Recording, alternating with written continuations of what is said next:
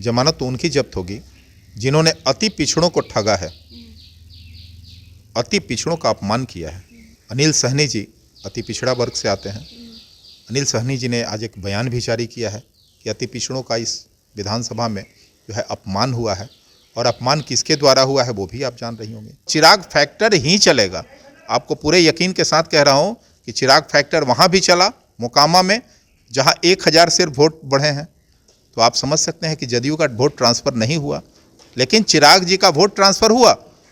जिस तरह से अति पिछड़ों के साथ भेदभाव उन्होंने किया है, मैं समझता हूं कि इस चुनाव में अति पिछड़े जो हैं वो उनको सबक सिखाएंगे, और चिराग जी का जलवा और फैक्टर यहाँ भी दिखेगा। पशुपति पारस जी तो कह रहे हैं कि ऐसा कुछ भी नहीं है कि उनके आ जाने के बाद, एनडीए में आ जाने के बाद वोट मतलब पासवान वोट उनके लिए मिला है, ऐसा कुछ भी नहीं है, कोई उतना नहीं बढ़ा है उनके आने से। देखिए, उनसे चिराग जी को कोई सर्टिफिकेट लेने की आवश्यकता मैं नहीं समझता कि है। नमस्कार, आप देख रहे हैं लाइव बिहार, मैं आपके साथ रूपम। बिहार में कुढ़नी में उपचुनाव होने वाले हैं और वहां पर आज बीजेपी के तरफ से केदार गुप्ता जिनका नाम आ रहा है, उनका नामांकन हो रहा है। आज हमारे साथ लोजपा रामविलास पार्टी से राजेश भट्ट जी जुड़े हुए हैं, जो कि यहाँ के मुख्य प्रवक्ता हैं। हम उनसे बात कर लेते हैं कि कुढ़नी में उपचुनाव जो होने वाले हैं, केदारनाथ गुप्ता का नामांकन में काफ़ी भीड़ भी आ रहा है, लेकिन आरजेडी के लोग कह रहे हैं कि यह भीड़ तो बस ऐसे ही है, ये चुनाव में उतना वोट नहीं मिलेगा, फिर से जमानत जब्त हो जाएगी। केदार गुप्ता जी की कभी जमानत जब्त हुई है क्या इससे पहले?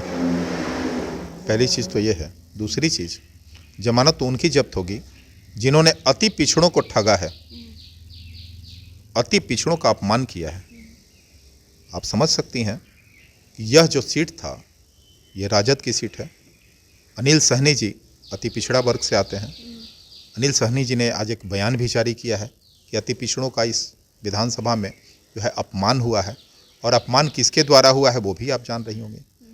प्रदेश के मुख्यमंत्री नीतीश कुमार ने अति पिछड़ों का अपमान किया है, और मैं समझता हूं कि कुढ़नी विधानसभा में अति पिछड़ों की अच्छी खासी आबादी है।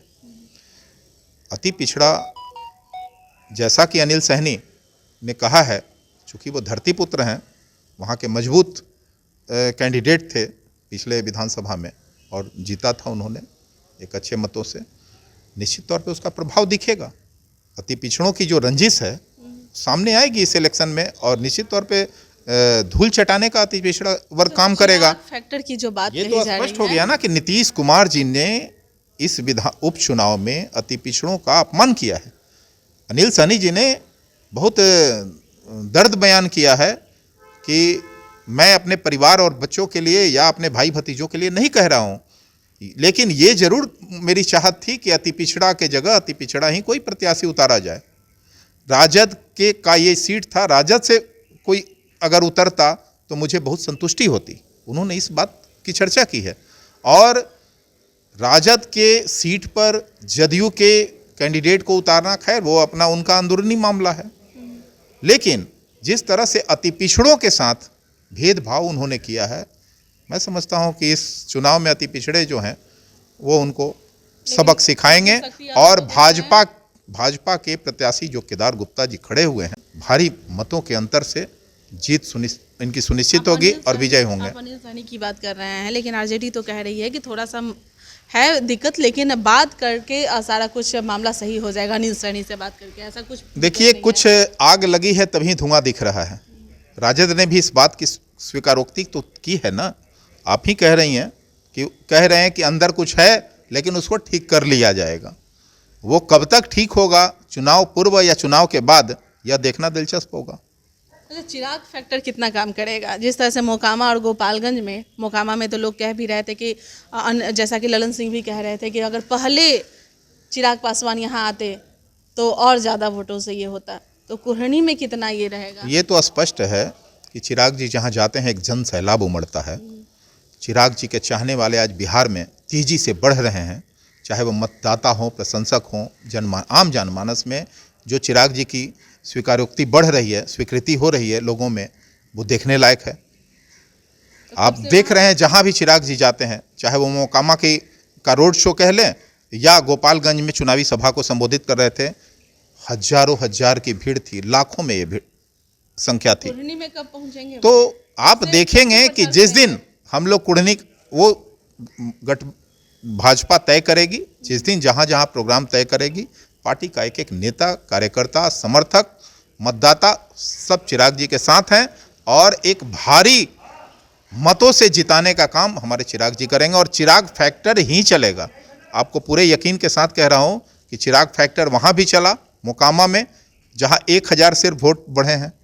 तो आप समझ सकते हैं कि जदयू का वोट ट्रांसफर नहीं हुआ, लेकिन चिराग जी का वोट ट्रांसफर हुआ, इसलिए कि 20,000 का जो 40,000 का जो अंतर था उसको हम लोगों ने 20,000 पे कम किया और गोपालगंज की सीट को हम लोगों ने जीत लिया।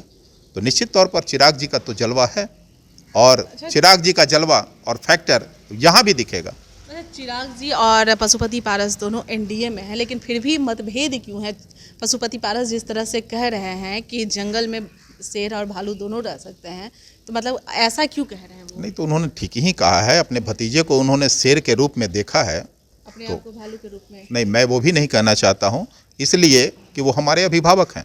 हमारे राष्ट्रीय अध्यक्ष आदरणीय श्री चिराग पासवान जी के चाचा हैं और हम लोग उनका बहुत दिल से, हृदय से सम्मान करते हैं और सम्मान हमेशा करते रहेंगे, इसलिए कि वो अभिभावक हैं। लेकिन अभी तक मतभेद दोनों में एनडीए में कौन शामिल होगा और कौन रहेगा एनडीए में, कौन जाएगा एनडीए में या दोनों रहेंगे एनडीए में, ये तो भाजपा या एनडीए की बैठक में तय होगी ना। आप तो कह रहे हैं चिराग, इस तरह की टिप्पणी जो अमर्यादित है, मैं समझता हूं इस तरह की बात एक केंद्रीय मंत्री होने के बाद उनको इस तरह का बयान नहीं देना चाहिए। आप तो कह रहे हैं कि चिराग फैक्टर काम करेगा, मोकामा में भी चिराग फैक्टर काम किया, चिराग वहाँ पे फैक्टर ही काम किया। हाँ, वहाँ पर हम भाजपा लोग के लोगों ने लेकिन पशुपति पारस जी तो कह रहे हैं कि ऐसा कुछ भी नहीं है कि उनके आ जाने के बाद, एनडीए में आ जाने के बाद वोट, मतलब पासवान वोट उनके लिए मिला है, ऐसा कुछ भी नहीं है, कोई उतना नहीं बढ़ा है उनके आने से। देखिए, उनसे चिराग जी को कोई सर्टिफिकेट लेने की आवश्यकता मैं नहीं समझता कि है। ये भाजपा को तय करना है और भारतीय जनता पार्टी एक बड़ी पार्टी है। चिराग जी में कुछ ऐसी चीज़ें देखी गई हैं, तभी तो भाजपा ने उनको आमंत्रित किया है। मतलब एनडीए में दोनों हैं, इस तरह से मतभेद है, कब तक साथ निभा पाइएगा आप लोग? नहीं, हम तो एनडीए में अभी हैं ही नहीं, अभी तो चाचा जी एनडीए में हैं। तो सब समर्थन में हैं आप लोग? समर्थन कर रहे हैं, इसलिए कि नीतीश जी का जो 7 निश्चय जिसने बर्बाद किया है पूरे बिहार को आज हर पैमाने पर, हम उस गलत नीतियों का विरोध करने के लिए भाजपा को समर्थन कर रहे हैं।